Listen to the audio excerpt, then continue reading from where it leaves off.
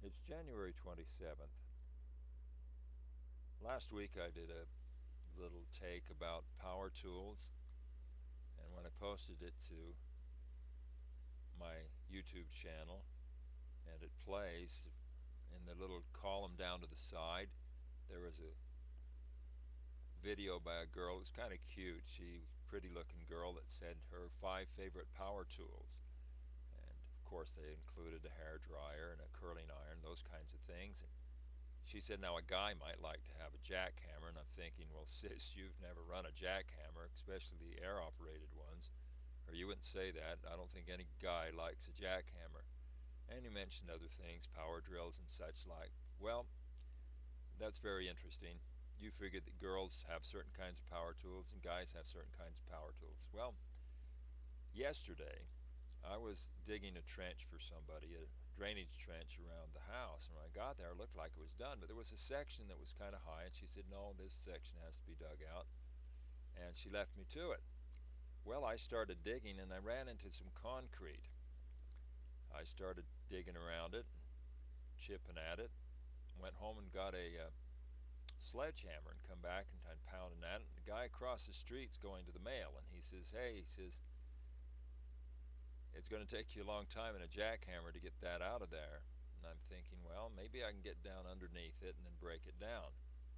Well, I found out with a chisel, he provided me with several, and a handheld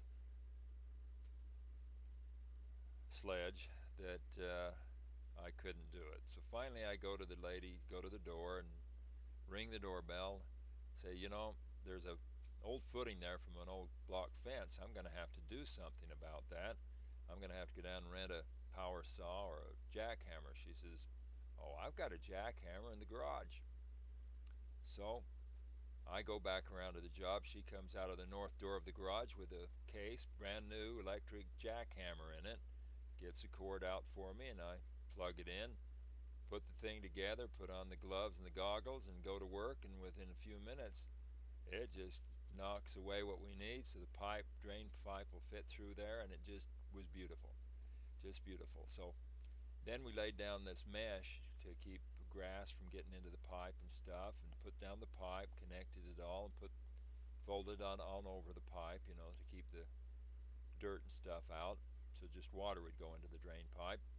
And I get down to the end of it, and there's a small amount of the roll left. I'm needing a scissors to cut this, I'm thinking. So I asked the girl, I say, well, do you have a scissors? She said, well, no, I don't have a scissors. So she's a rock hound, and she has everything. She's got slabbers and tumblers and saws for every kind of rock and thing you can imagine. And the jackhammer was for a portable generator that she used out in the hills when she needed to get through something and get into the gems and things that she was looking for. Now, this girl said, well, a jackhammer is what every girl needs to have. Now I realized she wore cowboy boots and a cowboy hat, and she looked much like a cowgirl, and she's, a rock hound, but that's her favorite tool, and she didn't own a scissors. That's a lady for you. So today I'm telling a friend of mine who's in the turquoise business, and he's sorting out all these little pieces of turquoise and putting them in different sizes. We're talking about this, and I mentioned the lady in the jackhammer, and he says, oh, that's nothing. He says, that's really funny. He says, but he says, my daughter and her husband, they lost their house through a short sale, and they're down here and they're working with people in this organization where they bought up an old development that went bankrupt, and there's 9 families and they're building 9 homes. Part of the deal is these people can get into these houses, and it's going to cost like $135,000 per house. They all have to work on all the houses. His daughter, Marissa, guess what she does? She makes the stairs.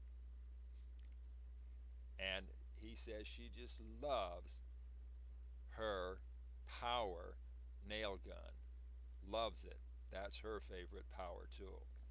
It's another girl that has different power tools. Now, she does everything in the building. As they work on it, they'll get the ground floor 1,400 square feet just fine. The upstairs they're going to have to finish on their own, but this is how they can get into these houses. He said the guy that designs this thing came in and showed him his little cell phone. Now, a cell phone's got an app on it to figure out stairs. You tell how high the second floor is, where you want it to start, where you want it to end. It figures out everything. Figures out the elevation, the length of the boards, the rise of the stairs, the width of the stairs, everything is all figured out for you on this application on his cell phone. Now I'm thinking that for this contractor, that's probably his favorite power tool, is that little cell phone.